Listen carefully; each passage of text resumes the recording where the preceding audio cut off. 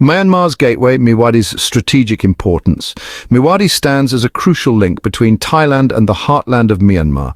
This strategic town controls a vital artery of trade and transportation. It sits on the Asian Highway, a network connecting Southeast Asia. For Myanmar, Miwadi represents a gateway to its core. The flow of essential goods hinges on control of this town. Miwadi's importance has made it a battleground in Myanmar's ongoing civil war. The People's Defense Force, or PDF, fights against the military junta for control. Ethnic armies have joined the fray, adding to the complexity. The junta's forces, equipped with superior weaponry, clash with the determined PDF.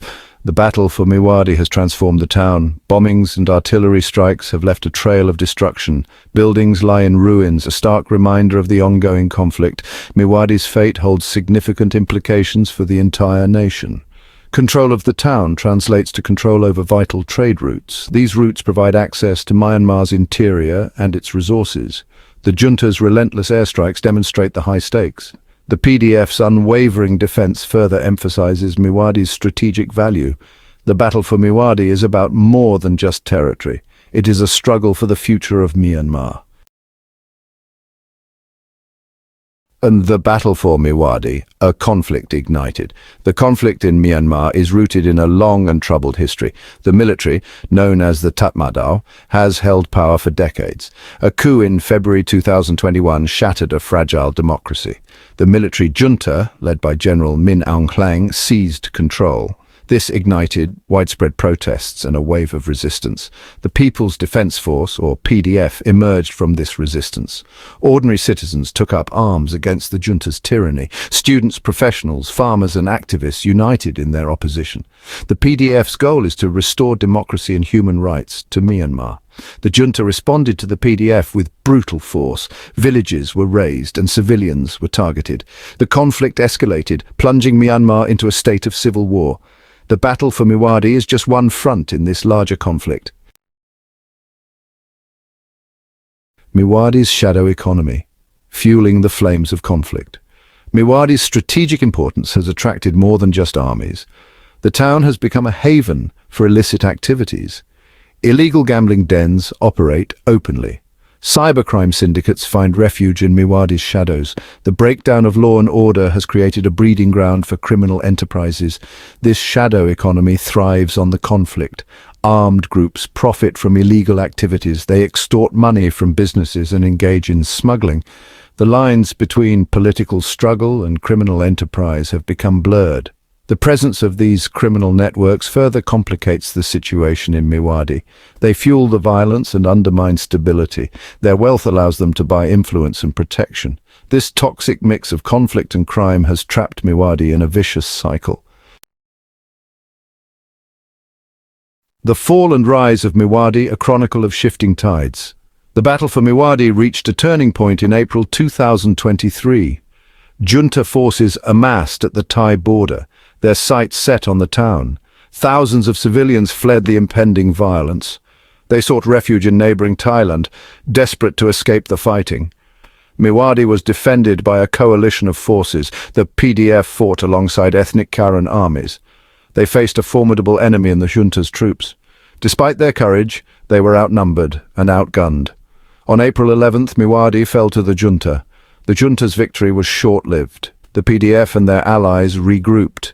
They launched a counterattack, exploiting their knowledge of the terrain. On April 18th, they retook Miwadi, raising their flag over the town once more.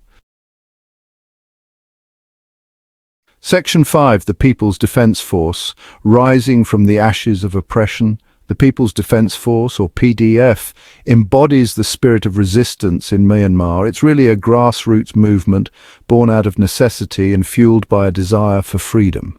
The PDF is not a monolithic entity, it's a collection of local defense groups, each with its own leadership and structure. What unites them is a common enemy, the military junta. They are fighting for a return to democracy, for human rights, and for a future free from oppression.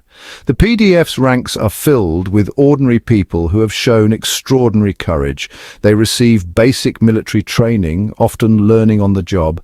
They lack the sophisticated weaponry of the junta, but they make up for it with their determination and their knowledge of the local terrain. The PDF is a symbol of hope for many in Myanmar. Section 6. Outgunned but unbroken, the PDF's adaptable warfare. The PDF faces a significant challenge in its fight against the junta. They are outgunned and outmatched in terms of traditional military hardware. The junta possesses fighter jets, helicopters, and heavy artillery. The PDF, on the other hand, relies on small arms, improvised explosives, and sheer ingenuity. To level the playing field, the PDF has adopted guerrilla tactics. They engage in hit-and-run attacks, ambushing junta convoys and targeting military installations. They exploit their knowledge of the dense jungles and mountainous terrain to their advantage. The PDF has also shown remarkable resourcefulness. They manufacture their own weapons in clandestine workshops, including rudimentary rifles and explosives. They have even adapted commercially available drones for military purposes, using them to drop small bombs on junta targets. Section 7. Scars of war, displacement, trauma, and the resilience of the human spirit. The conflict in Myanmar has had a devastating impact on its people. Millions have been displaced from their homes, forced to flee the violence. They seek refuge in camps within Myanmar or across the border in neighboring countries like Thailand and India. These camps are often overcrowded and lack basic necessities like food, clean water, and medical care. The trauma of war weighs heavily on those who have witnessed its horrors.